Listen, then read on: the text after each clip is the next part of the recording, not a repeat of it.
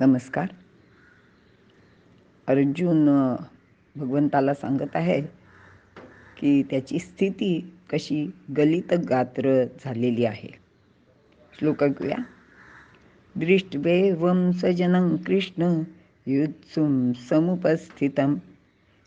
श्लोक 29. सीदन्ति मम गात्राणि मुखञ्च परिशुष्यति वेपथुश्च शरीरे मे रोमहर्षश्च जायते.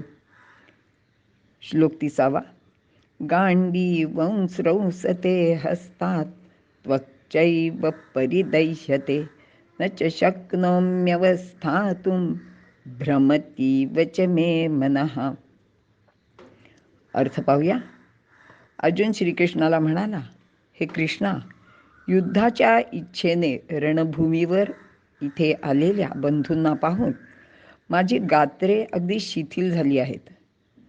तोंडाला कोरड पडली आहे. शरीर कापू लागले आहे. अंगावर भीतीने रोमांच उभे राहिले आहेत. हातातून गांडी व धनुष्य गळून पडले आहे. सर्व शरीरात एक प्रकारचा दाह उत्पन्न झाला आहे. मी येथे उभे राहण्यासही समर्थ नाही.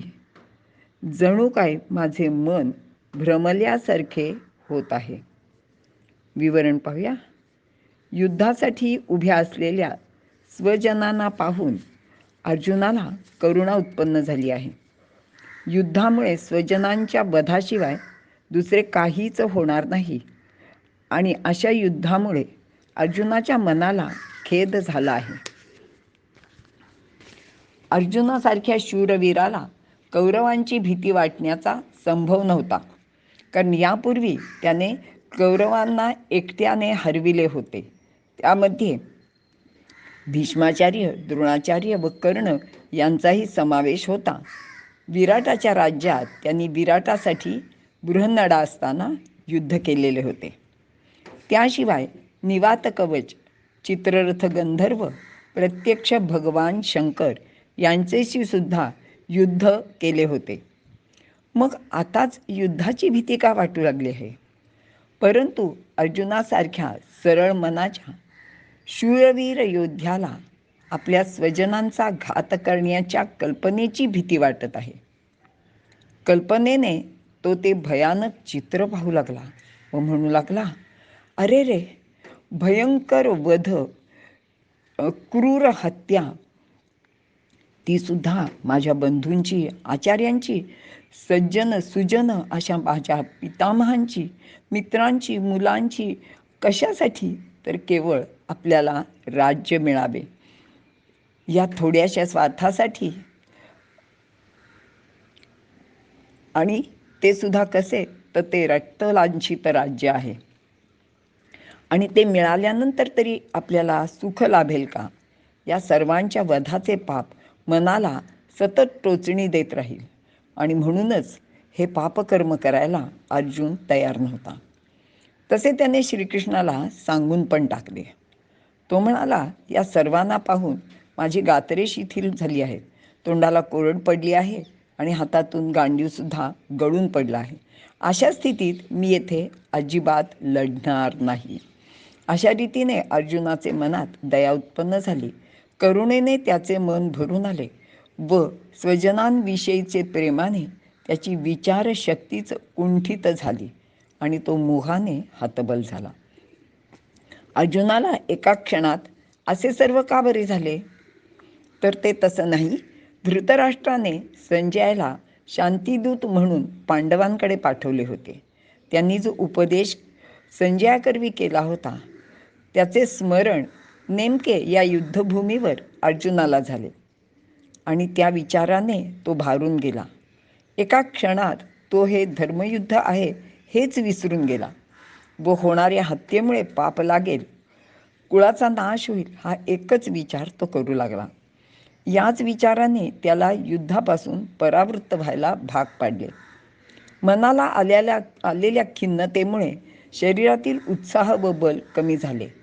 तो हतवीर्य झाला आणि स्वजन प्रेमाचे मोहाने त्याची बुद्धी विचारहीन झाली. अर्जुनाची स्थिती एखाद्या नपुसकाप्रमाणे का बरं झाली? तर याचाही विचार इथे आपण करूया. युद्धापूर्वी अगदी काही काळच आधी अज्ञातवासात अर्जुनाने बृहन्नडाचे रूप घेऊन विराटाचे अंतःपुरात तेथील स्त्रियांना नृत्य शिकवण्याचे काम केले होते. विराट राजकन्या उत्तरा हिच्या सहवासात तेथे सतत स्त्रियांचे बरोबर राहिल्याने स्त्रियांचे मोह, दया, करुणा असे कोमल गुण त्याचे मनावर काहीतरी ठसले होते. त्या गुणांनी त्याचे मनात वाढ झाली. संजयाचे उपदेशाचा धर्मराजावर व इतर पांडवांवर मात्र काहीच परिणाम झाला नाही असे आपल्या लक्षात येते. एकटा अर्जुन या कपटी कुटील उपदेशाला बळी पडला आणि धृतराष्ट्राला सुद्धा नेमका हाच परिणाम अभिप्रेत होता. अशा रीतीने अर्जुनाच्या मनाचा परिणाम शरीरावर झाला. त्याचे शरीर शिथिल झाले, कशाला कोरड पडली, ताकद गेल्याने धनुष्यही खाली गळून पडले आणि अर्जुन यापुढेही श्रीकृष्णाला युद्धाचे परिणाम पुढील श्लोकात सांगत आहे. तो भाग पुढे पाहूया. धन्यवाद.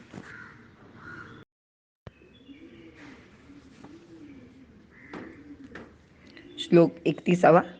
निमित्तानि च पश्यामि विपरीतानि केशव न च श्रेयनुपश्यामि हत्वा स्वजनमाहवे. अर्थ पाहूया. हे केशवा, मला अरिष्ट सूचक चिन्हे इथे दिसत आहेत. युद्धात स्वजनांच्या वधाने परिणामी कल्याण होईल असे काही मला दिसत नाही. विवरण पाहूया. निमित्तानि च पश्यामि विपरीतानि केशव. अर्जुन कृष्णाला सांगत आहे की हे केशवा, मला इथे विपरीत सगळे दिसत आहे.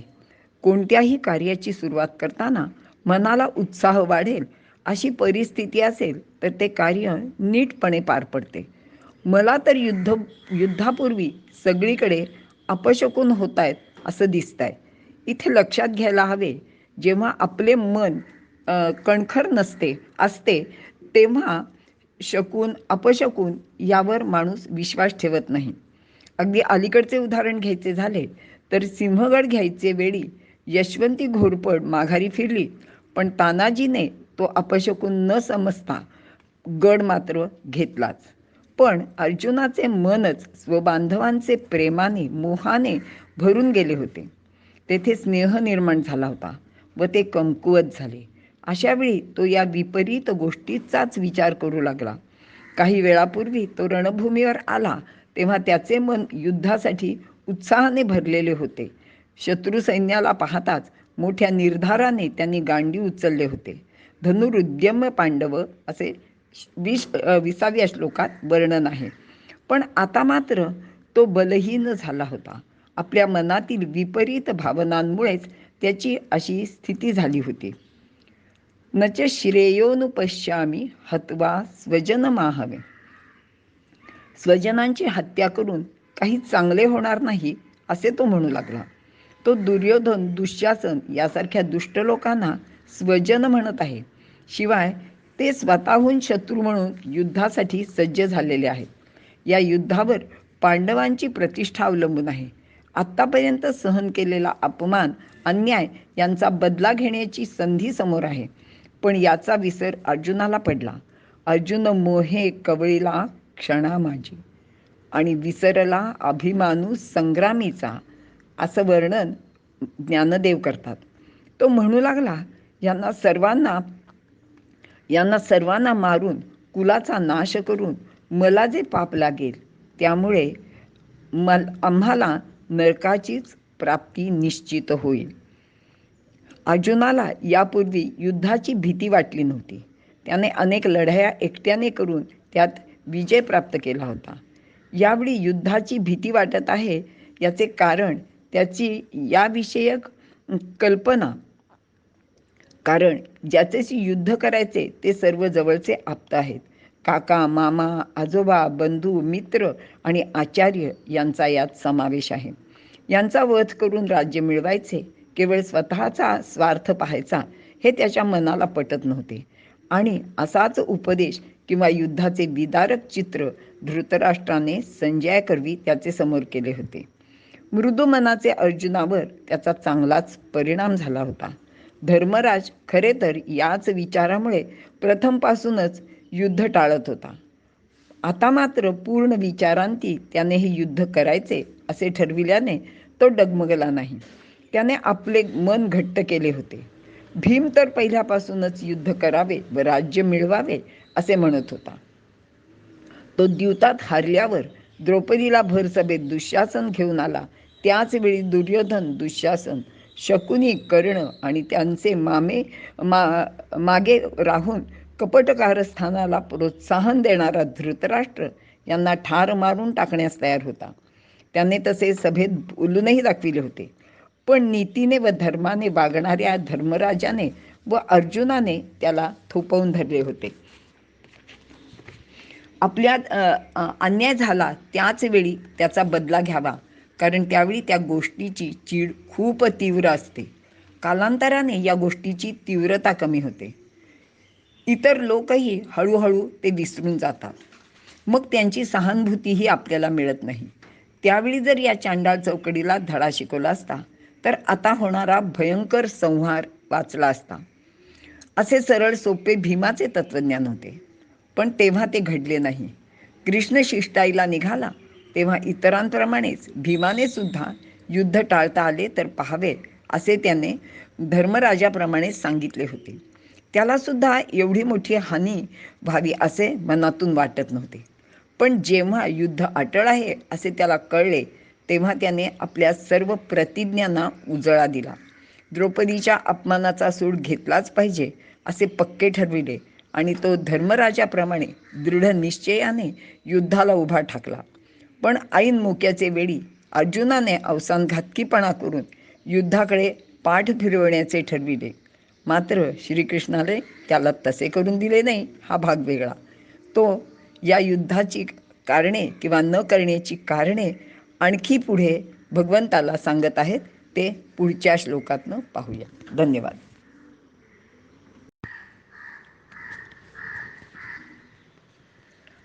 नमस्कार. मागील श्लोकातनं आपण पाहिलं की अर्जुन युद्ध करायला तयार नाही आहे आणि ते युद्ध तो का करणार नाही आहे त्याची अनेक कारणं तो भगवंताला पुढील काही श्लोकातून सांगत आहे. आज आपण श्लोक क्रमांक 32 ते 35 यांचा एकत्र विचार करणार आहोत.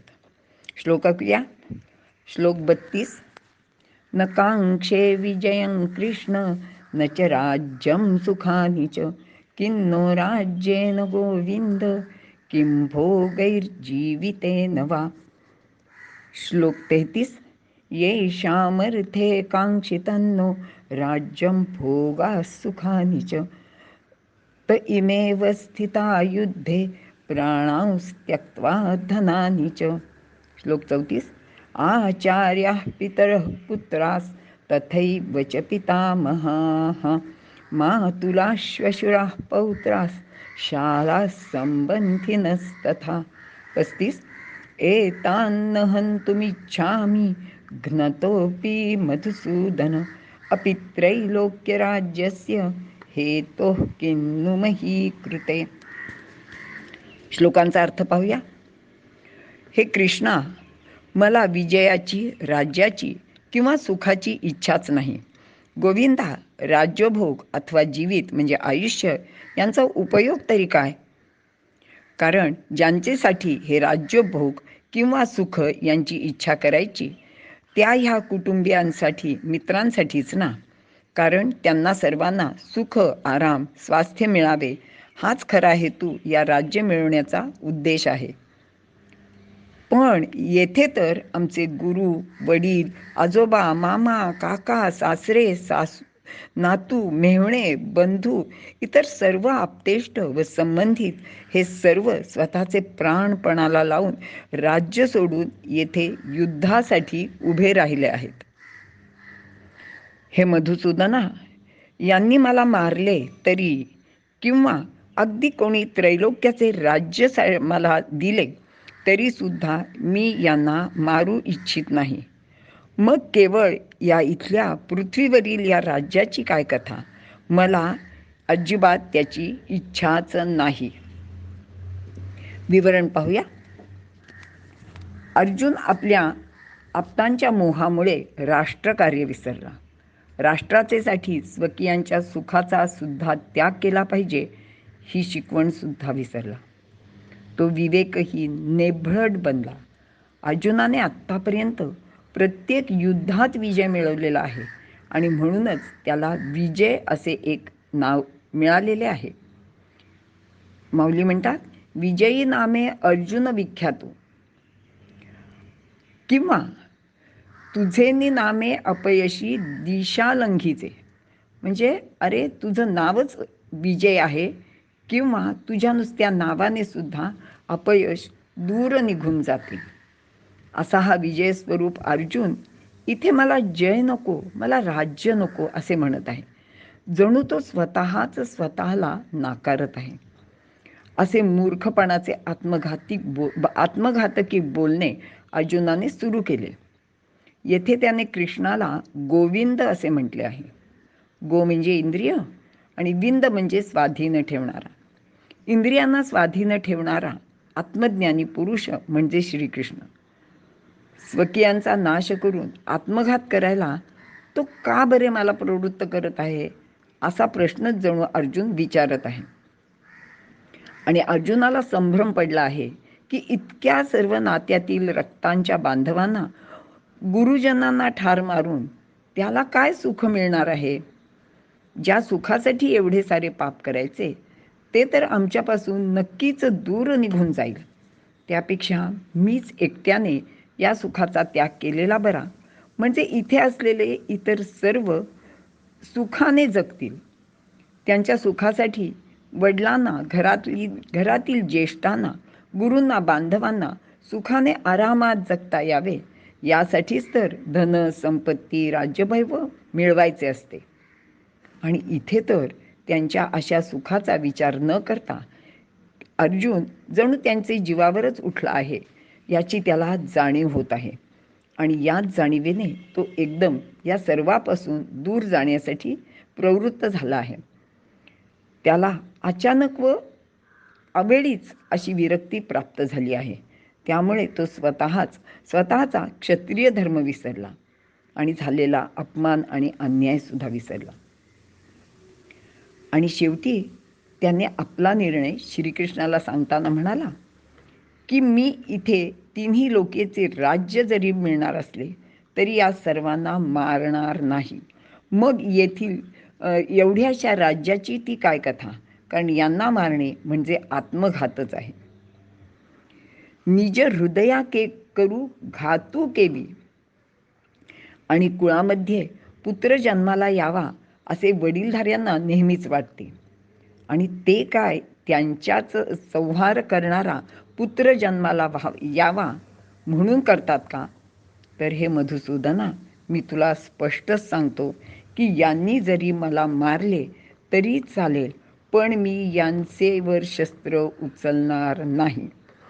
अर्जुनाच्या या बोलण्यावरून त्याचे मनावर भीतीचा किती जबरदस्त पगडा होता हे लक्षात येते.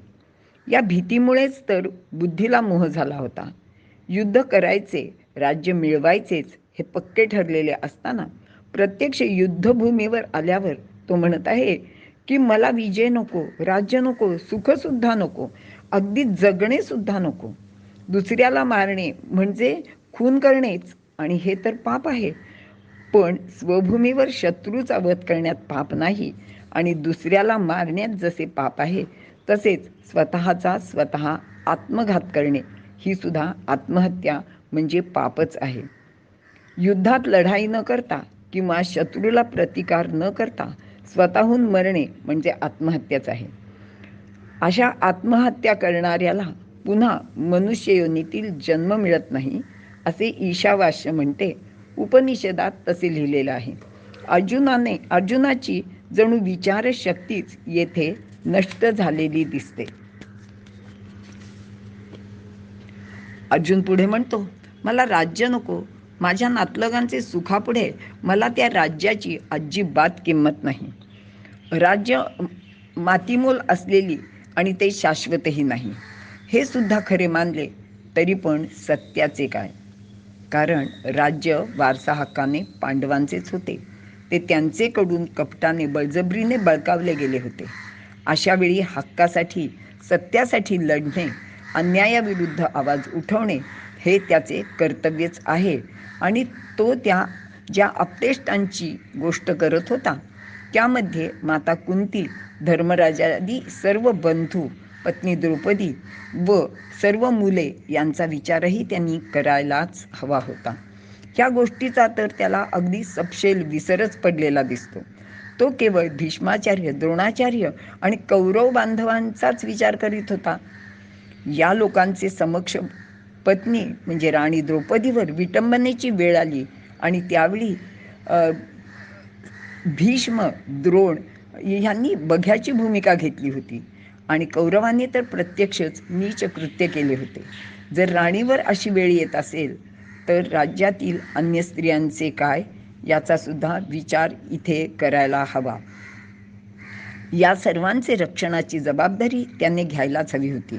ते त्याचे कर्तव्यच आहे. सद्गुणांची विकृती झाली की हे असे विचार येतात. शत्रूवर फाजील विश्वास, नको तेथे माणुसकीचा पुळका, अशा गोष्टींनी भारतीयांनी स्वतःचे फार मोठे नुकसान करून घेतलेले आहे. ज्या श्रीकृष्णाची आपण रोज पूजा आणि आरती करतो त्याने अशा प्रसंगी काय करावे याचा उपदेशही आपण विसरून जातो. श्रीकृष्णांनी सांगितलंय, तस्माद उत्तिष्ठ कौंतेय युद्धाय कृतनिश्चयः. हा आदेश विसरून अनेक वेळा शत्रूशी सामोपचाराने बोलणी करून भारतीयांनी स्वतःचा घात अनेक वेळा केलेला आहे. अर्जुनही त्याला अपवाद नव्हता. अर्जुन श्रीकृष्णाला येथे मधुसूदन म्हणत आहे. मधु राक्षसाला ठार मारणारा तो मधुसूदन. म्हणजे शत्रूला ठार मारणाऱ्या कृष्णालाच अर्जुन सांगत आहे की शत्रूशी युद्ध करणार नाही, त्यांना ठार मारणार नाही. वेळ पडली तर तो स्वतःच मरायला तयार झाला. आता याला काय म्हणावे हे सर्व ऐकून श्रीकृष्णाला सुद्धा आश्चर्य वाटले. आता मधुसूदन असे म्हणण्यात अर्जुनाचा आणखी एक उद्देश दिसून येतो. तो म्हणजे श्रीकृष्णाने मधु नावाच्या राक्षसाला ठार मारले, पण अर्जुनाला तर आचार्य, पितामह, बंधू, आप्तेष्ट यांना ठार मारायचे आहे.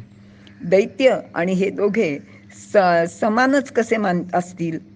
समोर तर परकीय शत्रू किंवा राक्षस असतील तर अर्जुन त्यांच्याशी युद्ध करील. पण अर्जुन येथे एक विसरला की श्रीकृष्णाने अन्याय करणाऱ्या आपल्या मामाला बालपणीच ठार मारले होते. शिशुपाल हा सुद्धा त्याचा भाऊच होता. कृष्णाने आपल्या कृतीने अन्याय करणारा तो शत्रू हे दाखवून दिले होते. अर्जुनाला याचा सुद्धा विसर पडला. म्हणून तो स्वतःचे जीवापेक्षा, आपल्या कुटुंबापेक्षा शत्रू म्हणून समोर उभ्या असलेल्या दुष्ट आप्तांचा, त्यांची बाजू घेणाऱ्या लोकांचा जास्त विचार करायला लागला आणि स्वतःचे समर्थन करताना म्हणू लागला की मी असे विपरीत वागलो तर माझ्याबद्दल कोणाचे मनात प्रेम किंवा आदर राहील? आणि इतरांचे राहू दे रे, पण ज्या सुकृताने तुझ्यासारखा सखा मला मिळाला आहे तो या अशा ते पुण्यच या अशा कृत्याने नष्ट होईल. मग तुझे दर्शन सुद्धा मला होणार नाही रे. आणि मग सांगे मुख केवी पाहिजे तुझे कृष्णा, कारण माझ्या हातनं इतके पाप झाल्यानंतर तू तर मला दिसणार सुद्धा नाहीस. इथे आपण थांबूया. याच्यातूनही अजून पुढे अर्जुन अनेक गोष्टी सांगणार आहे, त्या पुढच्या श्लोकात पाहूया. धन्यवाद.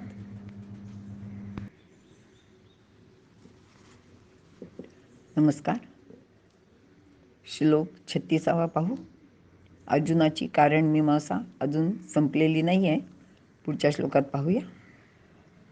निहत्य धातराष्ट्रांना का प्रीती स्यात् जनार्दन, पापमेवाश्रयेदस्मान् हत्वैतानाततायिनः. अर्थ पाहूया.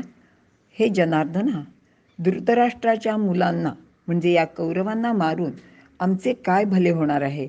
उलट या पाप्यांच्या वधाने आम्हाला पातकच लागेल. विवरण पाहूया. धृतराष्ट्रपुत्र म्हणजे कौरव व त्यांचे सर्व सहयोगी जे युद्धात युद्धासाठी आलेले आहेत.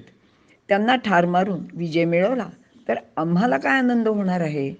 आम्ही आता क्रोधाच्या व राज्याच्या लोभाने आवेगात येऊन त्यांना मारले तरी त्यानंतर हा आवेग शांत झाल्यावर आम्हाला दुःखच करावे लागेल, कारण त्यांच्या मृत्यूचा शोक आम्हाला त्रास देत राहील. यांना मारून आम्ही जिवंतपणे सुख उपभोगू शकणार नाही आणि या सर्वांना ठार मारल्याने जे पाप लागेल त्याचे आम्हाला परलोकात म्हणजे मृत्यूनंतरही दुःखच भोगावे लागेल. या सर्वांना अर्जुन आततायी असं म्हणतो आहे. हे असे आततायी 6 प्रकारचे असतात. आग लावणारा, विष देणारा, हातात शस्त्र घेऊन मारण्यास सज्ज असलेला, संपत्ती हरण करणारा, राज्य किंवा जमीन बळकवणारा आणि स्त्रीचे हरण करणारा, असे वशिष्ठ स्मृतीत वचनसुद्धा आहे. आणि दुर्योधनामध्ये तर या 6ही लक्षणांचा अंतर्भाव होता.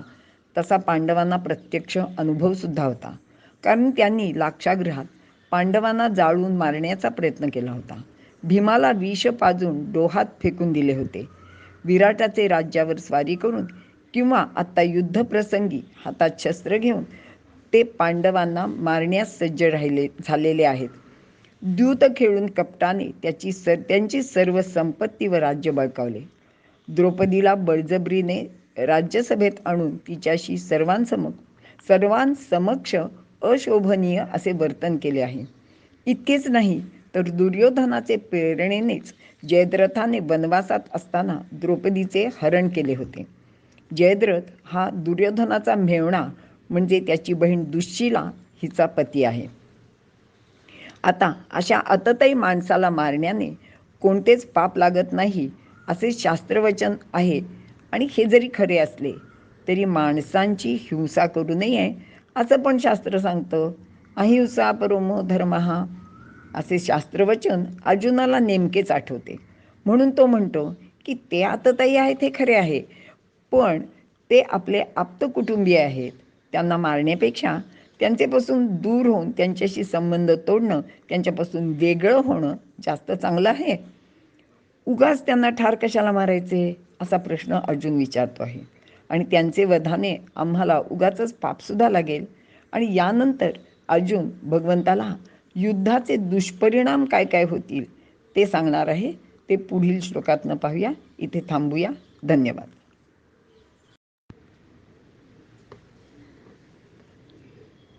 श्लोक 37.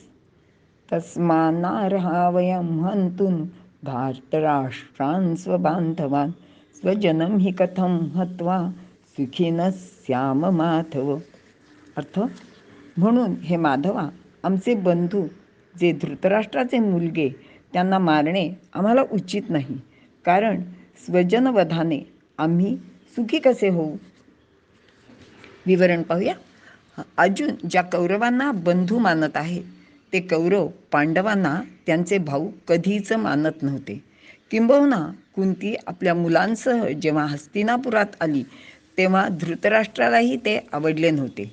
केवळ पितामह भीष्मांचे धाकाने तो गप्प बसला होता. त्याने वरवर पांडवांबद्दल कितीही प्रेम दाखविले, आपलेपणा व्यक्त केला, तरी तो मनातून पांडवांचा द्वेषच करीत होता. तीच गोष्ट त्याचे मुलगे म्हणजे दुर्योधनादी कौरव अगदी बालवयापासून करीत होते. याचा अनेक वेळा अनुभव येऊनही पांडवांनी मात्र त्यांना आपले मानले. भाऊ म्हणून बंधुप्रेमाने वागणे योग्यच नव्हते. इतर सर्व पांडवांना हे पटले होते, पण अर्जुन तर एखाद्या लोचट माणसासारखा कौरवांना आपले म्हणून चिकटायला जात होता आणि कृष्णाला पापपुण्याचे तत्त्वज्ञान सांगून म्हणत होता की यांना, आमच्या या भावंडांना, आप्तेष्टांना मारून आम्ही सुखी कसे होणार. ज्या राज्यासाठी आम्ही सर्व करीत आहोत त्याचे सुख तरी आम्ही उपभोगू शकू का. असा सर्व प्रकारे विचार केला तर हे युद्ध, यामध्ये भाग घेणे, कौरवांना मारणे हे सर्व अत्यंत निंद्य कर्म आहे. असे कृत्य केले तर आम्हाला तुझ्या पुढे तोंड दाखवायला सुद्धा जागा उरणार नाही. आणि कृष्णा वाचून तर पांडवांचे कसे होणार, कारण हे किडाळ बहुती परी दिसत असे असे अर्जुन सांगत आहे. शिवाय दुर्योधनादी त्याचे बंधू युद्ध करायला का उद्युक्त झाले आहेत ते अर्जुन पुढील श्लोकात सांगत आहे. त्याचा विचार नंतर करूया. इथे थांबूया. धन्यवाद.